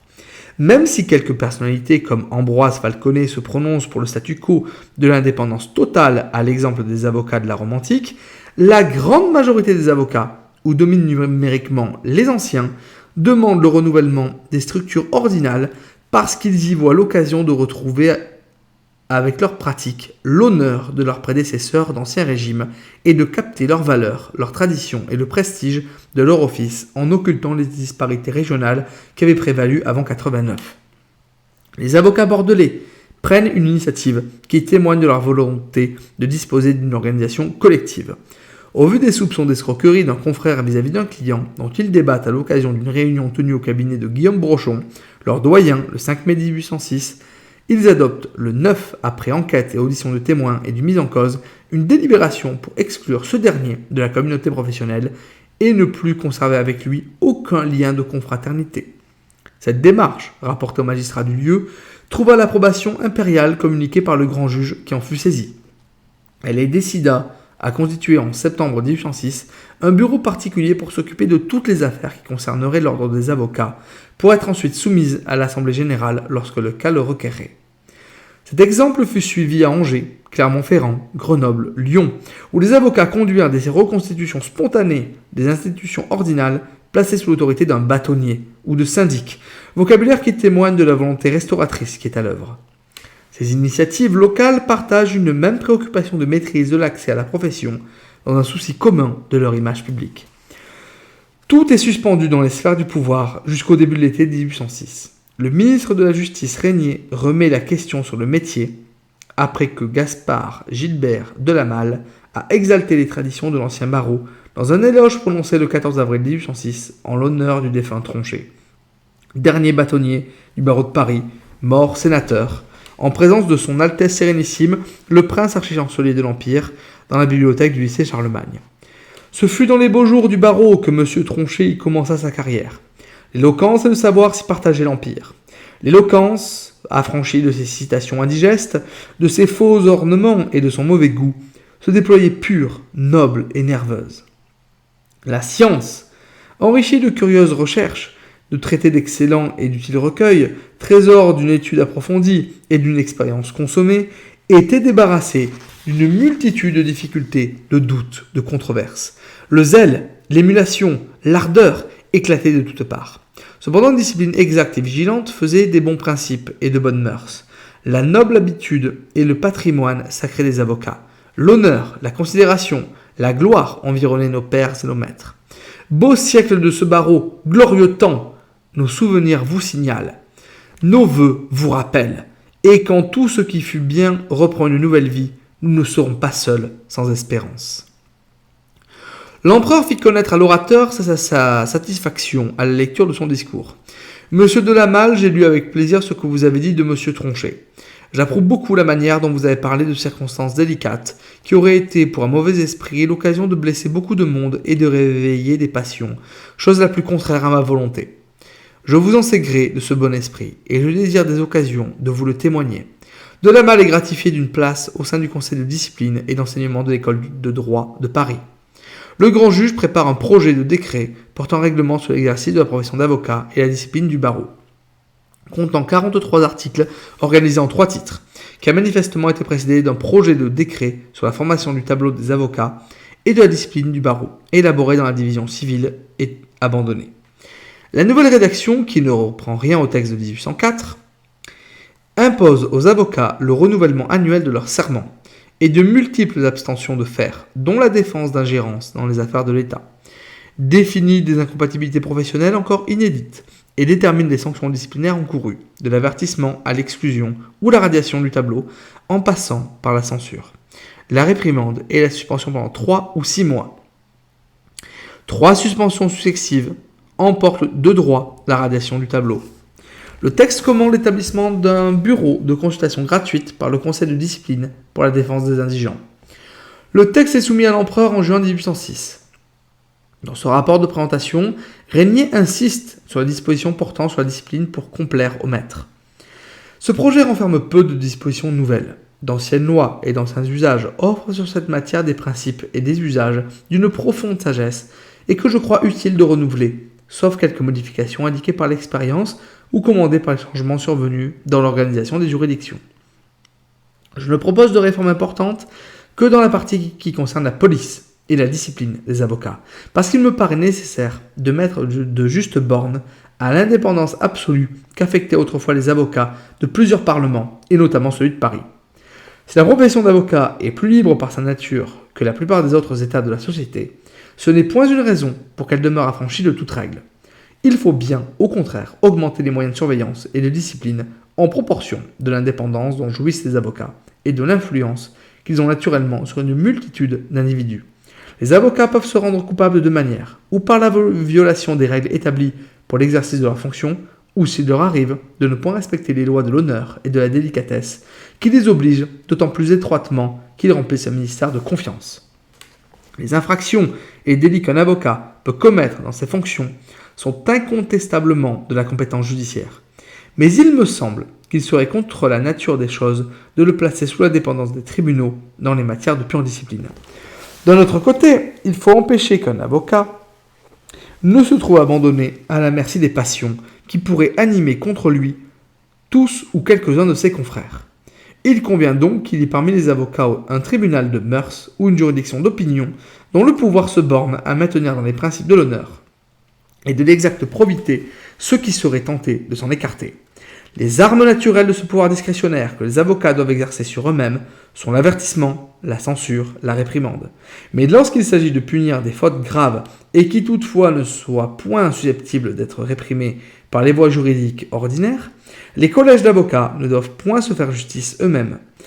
C'est le cas de recourir à l'autorité suprême, qui est le seul juge où il n'y en a point d'établi par la loi. Votre Majesté, éclairé par l'instruction contradictoire qui aura eu lieu sur les faits dénoncés, statuera dans sa haute sagesse sur le sort de l'accusé qui se trouvera ainsi à l'abri de toute surprise comme de toute vexation.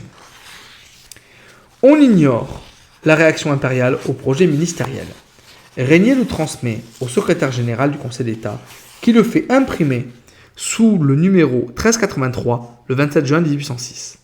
La section de législation du Conseil, présidée par Bigot de Préameneux, ancien avocat au Parlement de Rennes puis de Paris, en est saisie. Joseph Siméon est nommé rapporteur. En un peu plus d'un mois, il dépose pas moins de 4 versions successives, datées des 3, 11, 29 juillet et 4 août 1806, qui témoignent du travail intensif accompli par le Conseil sur le texte. Lors de sa séance du 12 août, il arrête une 5e et ultime version. Elle présente des adaptations rédactionnelles et une réorganisation des 3 titres, qui n'emportent aucun bouleversement de fond. On relève que la peine de suspension est portée à 1 an au lieu de 6 mois.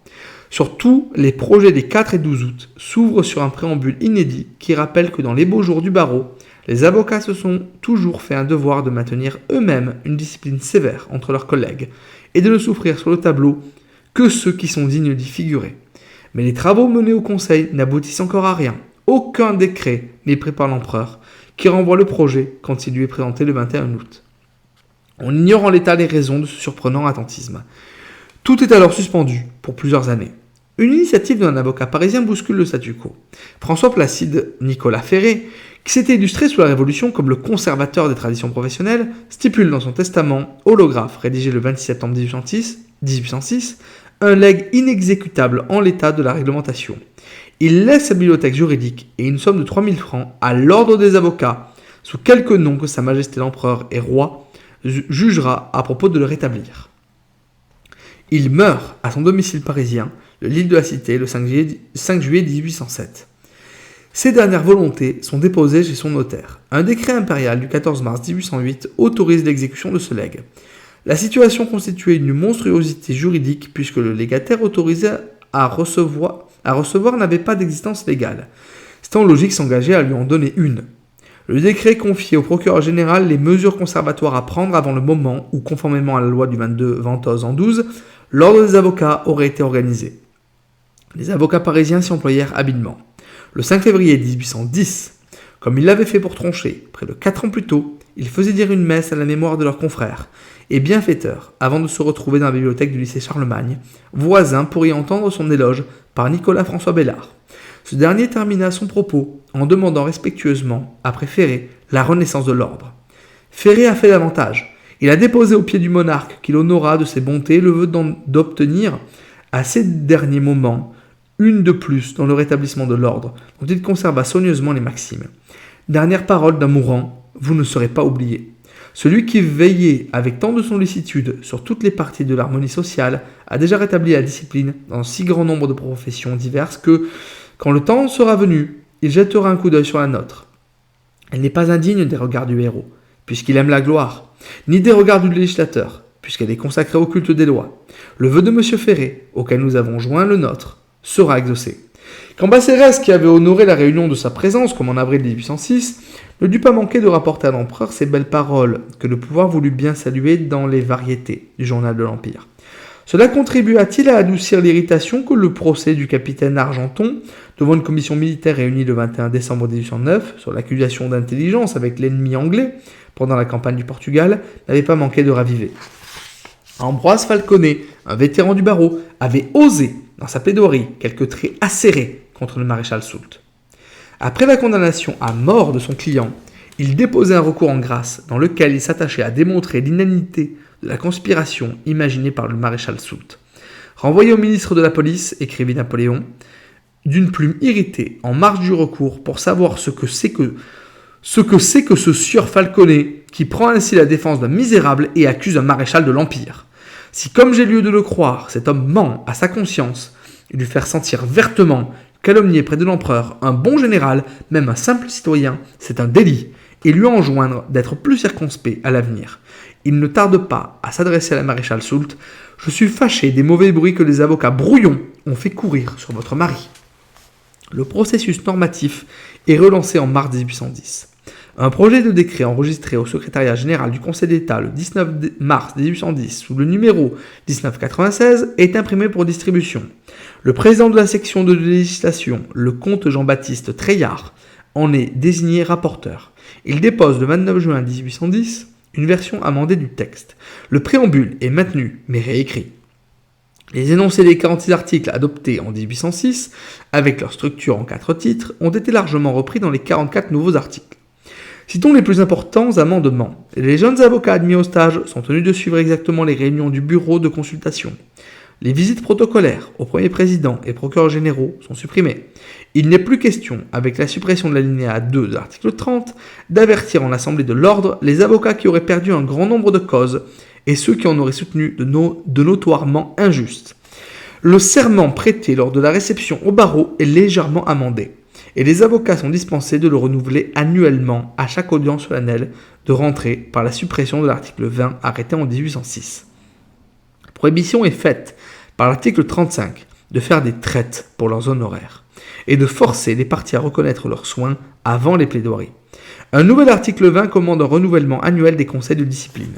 Les cours d'appel ont laissé place aux cours impériales aux articles 10, 11 et 12 pour tenir compte de la révision terminologique de la loi du 20 avril 1810 sur l'organisation judiciaire et l'administration de la justice.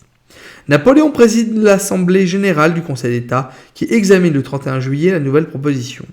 Le procès-verbal de la séance a été heureusement préservé. Après un échange consacré aux incompatibilités imposées à la profession d'avocat, l'empereur demande sur l'article 19 pourquoi le bâtonnier ne serait pas nommé par le président ou par le procureur général. Murer et Treillard défendent mollement l'élection. Une observation critique du maître des requêtes fiévé sur la linéa 2 de l'article 9, une initiative de Treillard, qui instituait l'honorariat, suscite une vive réaction impériale. Sa Majesté dit qu'en effet, elle ne voit pas pourquoi la profession d'avocat serait plus honorée que les autres. Les avocats ne se donnent déjà que trop d'importance. Déjà, ils ne sont que trop accessibles à l'ambition. Sous un gouvernement fort, ces dispositions ne sont que ridicules. Sous un gouvernement faible, elles seraient dangereuses. Le relief qu'on donnerait aux avocats ferait sortir de leur orbite ces hommes qui ne sont que trop enclins à s'en écarter. Que sait-on ? Peut-être que, en voyant siéger au milieu d'eux un de leurs anciens confrères, que les événements de la Révolution ont fait archi-chancelier, ils se persuaderont qu'un jour ils pourront le devenir. Ce serait à peu près comme si le corps d'artillerie se livrait à des espérances ambitieuses parce qu'un officier de cette arme est arrivé au trône. Oh, le tir! Cambacérès, il a mangé bon, là. L'empereur refuse également au bâtonnier le pouvoir de réunir à sa guise l'ordre. Ce serait blesser les règles d'une bonne police que de souffrir que, par exemple, au milieu d'une grande ville comme Paris, le chef de 3 ou 400 avocats qui ont l'habitude de la parole et qui aiment à s'en servir, puis les constituer en assemblée, et même en assemblée permanente, et qui irait jusqu'à s'occuper des affaires de l'État. Tout cela, d'ailleurs, est contraire au régime de l'Empire. L'esprit des constitutions repousse les assemblées populaires, ces foyers de troubles et d'anarchie. Qu'on prenne garde aux précautions dont elles entourent la tenue des collèges électoraux. Ces corps ne se réunissent jamais d'eux-mêmes. On ne les assemble pas tous à la fois. La durée de leur session est limitée, la nature de leurs travaux déterminée. Ils ne peuvent, sans aucun prétexte, s'occuper des affaires publiques, ni rien d'étranger aux élections. Leur président est nommé par l'empereur et répond de toutes les infractions aux règles. Pourquoi les avocats auraient-ils dans l'État des privilèges qui les tirent de l'ordre commun ? Vous les vénère, Bonaparte, dis donc. C'est pas un copain. Treillard défend son projet, propose une responsabilisation du bâtonnier si l'ordre délibère sur les sujets généraux. Napoléon réplique « Il est très facile de trouver des prétextes pour sortir impunément de ce cercle. Si par exemple un avocat prétend que le tribunal a violé en sa personne les prérogatives de l'ordre, le corps s'assemblera. On fera des motions, on prendra des arrêtés, et voilà la guerre allumée entre les avocats et les juges. Voilà une affaire dans laquelle le public prendra part et qui agitera les têtes. Il ne faut plus que les têtes s'agitent, c'est le mot d'ordre. » À ce rappel des grèves d'avocats sous l'Ancien Régime, les conseillers d'État n'ont rien à objecter. On s'incline devant la volonté du maître. L'empereur pose les bases du texte adressé. Les avocats ne s'assembleront que pour élire les membres du conseil de discipline. Les membres du conseil de discipline et sur la convocation du préfet. Le bâtonnier et le conseil seront responsables de toute infraction à ces règles et passibles, en ce cas, des peines prononcées par le code pénal contre les provocateurs ou fauteurs de réunions illicites. Les avocats inculpés seront jugés par le conseil, sauf appel du tribunal. Le bâtonnier sera pris parmi les membres du conseil et désigné par le procureur général. Une seconde rédaction, datée du 4 septembre 1810, est présentée par Treillard à ses collègues le 8 suivant. Les modifications apportées satisfont les exigences impériales à l'exception de la compétence préfectorale pour la convocation du conseil de discipline qui a été écartée. Napoléon a réussi à imprimer dans le décret quelques traces profondes de l'incurable défiance impériale. L'alinéa 2 de l'article 9 sur les avocats honoraires est supprimé. Dès lors que l'ordre n'est plus assemblé que pour l'élection de son conseil de discipline, il n'est plus question de réunion biannuelle pour aviser aux moyens de réprimer les abus découverts dans l'exercice de la profession prévue à l'ancien article 30. La désignation du bâtonnier par les membres du conseil de discipline pour les barreaux de plus de 20 membres ou par l'assemblée générale de l'ordre est remplacée par la nomination par le procureur général. Le nouvel article 20 énonce « Notre procureur général nommera parmi les membres du conseil un bâtonnier qui sera le chef de l'ordre. » Pour les petits barreaux, l'élection est conservée pour la désignation du bâtonnier. Ne négligeons pas les reprises dans le préambule. 2 mots y sont supprimés. Il n'est plus question de garantir l'indépendance des avocats. Nous aurons ainsi garanti la liberté et la noblesse de la profession d'avocat. De même, les bornes imposées à la profession n'ont plus pour objectif de prévenir la corruption, et poser les bornes qui doivent la séparer de la licence, de l'insubordination. L'Assemblée apporte encore quelques infimes modifications. L'article 19 est scindé en 2, avec l'ajout d'un nouvel article 20. Dans l'article 33, renuméroté, le verbe coaliser est conjugué au présent au lieu de l'imparfait. Oui, bon, peut-être un petit peu trop loin dans les détails. Napoléon se donna encore le temps de la réflexion avant d'adopter le projet arrêté en son Conseil d'État le 8 septembre 1810. Ce n'est que le 14 décembre, aux Tuileries, qu'il signa le décret. Treillard, décédé le 1er décembre, ignora les ultimes repentirs impériaux, car Napoléon modifia encore la minute avant d'y apposer sa signature. Il fit ajouter à l'article 39, parmi les intérêts protégés contre les attaques portées dans les écrits et plaidoiries, les principes de la monarchie, compléter les constitutions de l'Empire, les lois et les autorités établies. L'article 19, relatif à l'élection du conseil de discipline par l'Assemblée de l'ordre, fut biffé. Il y était désormais énoncé que les membres de ce conseil seraient nommés par le procureur général sur une liste double présentée par l'Assemblée, qui ne pourrait retenir ses candidats que parmi les 2 tiers les plus anciens. La suppression du deuxième alinéa de l'article 22 exclut l'élection du bâtonnier dans les barreaux de moins de 20 membres. Celle du premier alinéa de l'article 43 porte sur l'annonce d'un règlement d'administration publique consacré aux dépens. Enfin, un nouvel article 40 est introduit. Il confère au grand juge le pouvoir disciplinaire qu'il exercera de son autorité et selon les cas. Lors tel était catégorique, ce décret atterra le barreau. Les témoins sont explicites pour leur désapprobation. Pour Gaudry, reçu en avocat en 1814, il s'agit du fatal décret du 14 décembre 1810. Selon Berrier père, il organisa le despotisme de l'administration sur l'ordre des avocats. Les premiers lecteurs du décret furent frappés par le préambule en forme de trompe-l'œil. Il rappelle les valeurs du barreau, probité, délicatesse, désintéressement, et cette discipline salutaire dont les avocats se montrèrent si jaloux dans les beaux jours du barreau, alors que ces dispositions enserrent l'exercice de la profession dans une surveillance tatillonne. Belle parole, bien peu en harmonie avec les normes édictées. Une conséquence autrement fâcheuse de la mauvaise humeur de Bonaparte a été l'inconvenance de la domination administrative à laquelle il les a soumis par son décret impérial, contenant le règlement du 14 octobre 1810. Le serment est désormais autant professionnel que politique, puisqu'il porte aussi sur l'obéissance aux constitutions de l'Empire et la fidélité à l'empereur. Et le pouvoir disciplinaire est partagé entre le Conseil, dont les décisions sont réformables par la Cour d'appel, les tribunaux en cas d'attaque contre les constitutions de l'Empire, les lois et les autorités établies à l'occasion des instances portées devant eux, et le ministre de la Justice.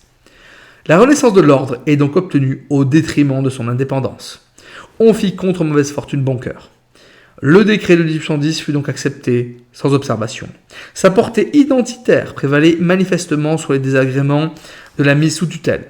On voulut collectivement y voir une restauration avec le passé.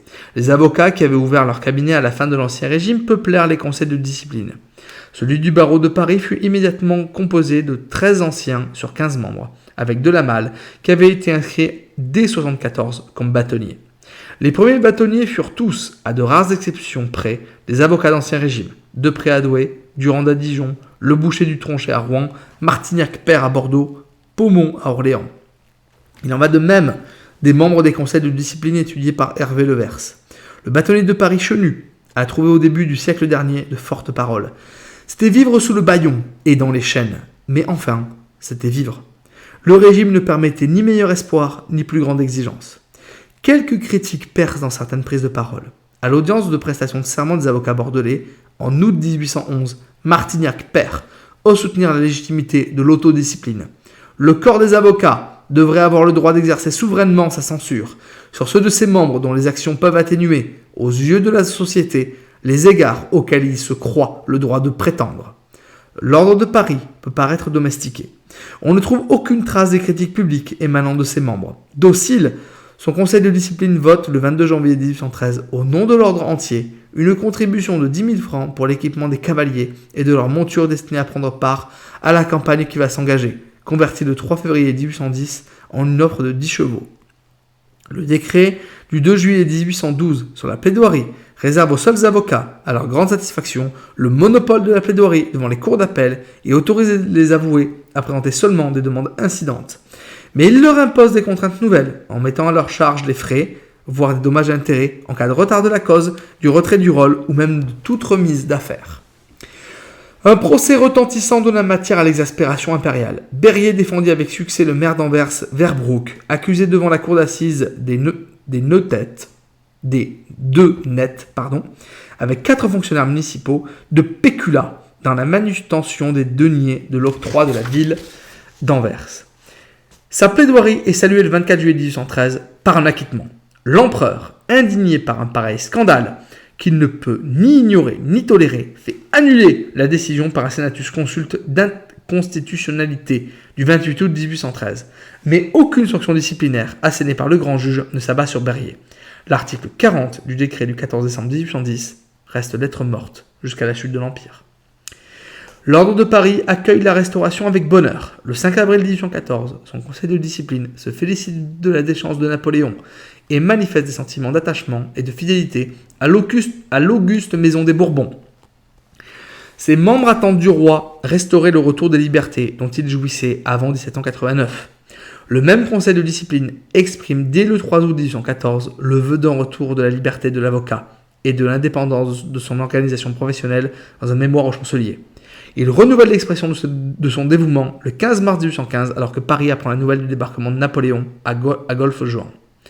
Mais il ne lui fallut pas moins attendre une ordonnance royale du 20 novembre 1822 qui vint remplacer le décret du 14 décembre 1810. Attendez, mais...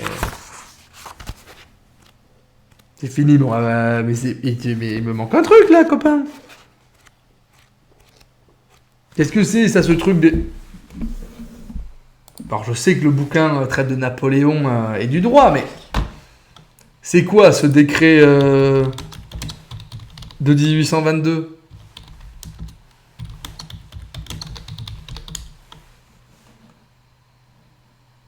Alors... Ça y est, je l'ai là.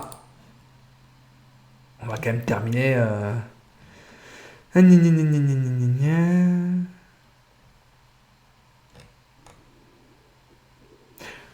D'accord. Louis, etc., ayant résolu de prendre en considération les réclamations qui ont été formées par les divers barreaux du royaume contre les dispositions du décret du 14 décembre 1810, et voulant rendre aux avocats exerçant dans nos tribunaux la plénitude du droit de discipline qui, sous les rois de nos prédécesseurs, élevait au plus haut degré l'honneur de cette profession et perpétuait dans son sein l'invariable tradition de sa prérogative et de ses devoirs, voulant d'ailleurs attacher à la juridiction que l'ordre doit exercer sur chacun de ses membres une autorité et une confiance fondée sur les déférences et sur le respect que l'expérience des anciens avocats leur donne le droit d'exiger de ceux qui sont entrés plus tard dans cette carrière, sur le rapport de notre garde des Sceaux, ministre secrétaire d'État au département de la justice, nous avons ordonné et ordonnons ce qui suit. Donc plein d'articles.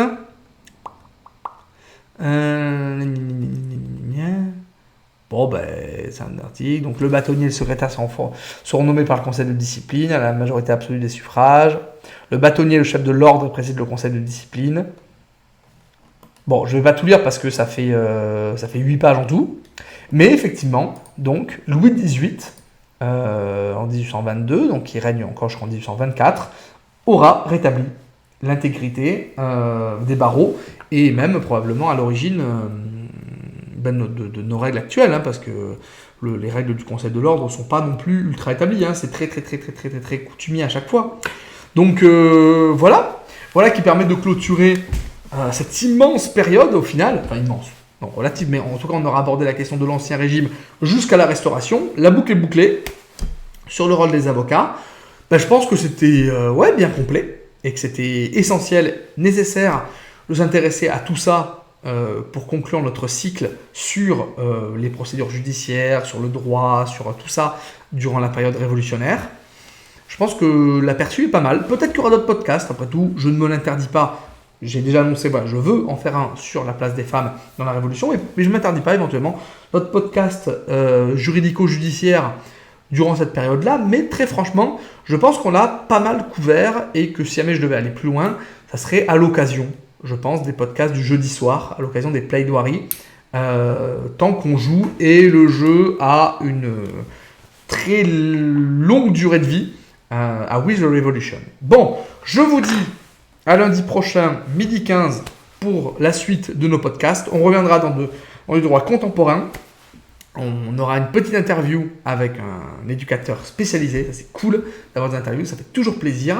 Et puis ensuite, on reprendra les bonnes revues de presse d'autrefois. Prenez soin de vous. Très bonne semaine à vous tous et à vous toutes.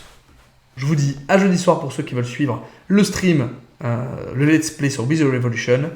Et à très vite. Des bisous à vous tous.